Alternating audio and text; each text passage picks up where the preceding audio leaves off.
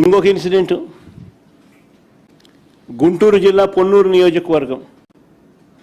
ఇది నిజంగా చాలా దారుణమైన ఘటన. ఇంకొకటి, ఈ మధ్యకాలంలో మన కళ్ళు ఎదుటే జరుగుతూ ఉంది. భావి సమాజం మొత్తం దీన్నంతా కూడా నిజంగా ఖండించాల్సిన అవసరం ఉన్న అంశం. పొన్నూరు నియోజకవర్గంలో మామిళ్ళపల్లెలో కాపు సామాజిక వర్గానికి చెందిన 5గురు చిన్న రైతులు తాము పండించిన పంటకు, మొక్కజొన్న పంటకు రేటు లేదని ఎంఎస్పి చూస్తే 2400, కొనేవాడు చూస్తే 1600, 1400 రేటుకు కొనేదాన్ని అడుగుతున్నాడు. రేటు లేక వాళ్ళ గోడౌన్లో, చిన్న గోడౌను, అదే సైజు కూడా, గోడౌన్ సైజు కూడా ఎవరైనా చూస్తే ఆశ్చర్యపోతారు, చిన్నది. ఆ 5 మంది రైతులు వాళ్ళ ఊర్లో, అది వాళ్ళ ఊర్లోనే, వాళ్ళ గోడౌన్లో వాళ్ళు పెట్టుకున్నారు రేటు లేక. అది మా అంబటి మురళి ఇంటి పక్కన. ఆల్రెడీ ఆయనది అదే ఊరు, ఆయన కాపు సామాజిక వర్గమే. దీనిలో తప్పు ఎక్కడ జరిగిందనే అనేదానికి అవకాశమే లేదు ఎక్కడ. అక్కడ స్థానిక ఎమ్మెల్యే చంద్రబాబు నాయుడు గారు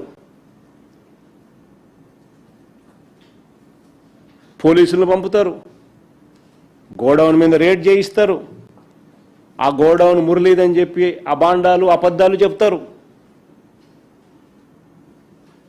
ఆ గోడౌన్లో చివరికి వైఎస్ఆర్సీపీ జెండాలు కూడా ఇల్లే తీసుకొని పోతారు. అవి కూడా వీడియోలో దొరుకుతాయి. ఇల్లే వైఎస్ఆర్సీపీ సంబంధించిన కండువాలు, ఇటువంటి జెండాలు ఇల్లే పెడతా ఉన్నారు.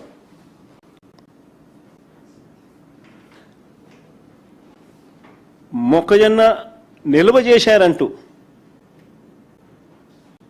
గోడౌన్ సీజ్ చేసినారు. నాకు ఆశ్చర్యం అనిపిస్తుంది. సీజ్ చేయడం ఏంది స్వామి? రేటు లేక పెట్టుకున్నారాడా? నువ్వు రేటు ఇచ్చి తీసుకుంటావేమో, బంగారంగా తీసుకోరాదు, వాళ్ళు అదే అడుగుతా ఉన్నారు. వాళ్ళు దాన్ని ఎందుకు కొనుక్కుంటారు, కొనుక్కొని ఏం చేసుకుంటారు? వాళ్ళు నిల్వ చేసి ఏం చేసుకుంటారు దాన్ని?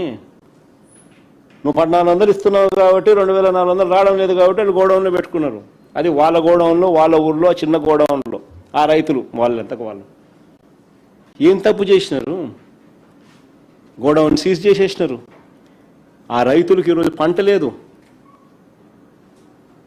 గోడౌన్ సీజ్ చేసినారు. వైఎస్ఆర్సీపీ నాయకులు పోతున్నారు, గోడౌన్ చూస్తున్నారు. వెళ్తే ఆడోళ్ళు, అక్కడ కాపు సామాజిక వర్గానికి సంబంధించిన ఆడోళ్ళు, ఆ రైతన్నలు వచ్చి విషయాలని చెప్తా ఉంటే వాళ్ళను పోలీసులు ఏకంగా తాడుతో కట్టేస్తున్నారు. అసలు సోషల్ మీడియాలో చూస్తే జంగల్ రాజు కాకపోతే ఏంది స్వామి ఇది?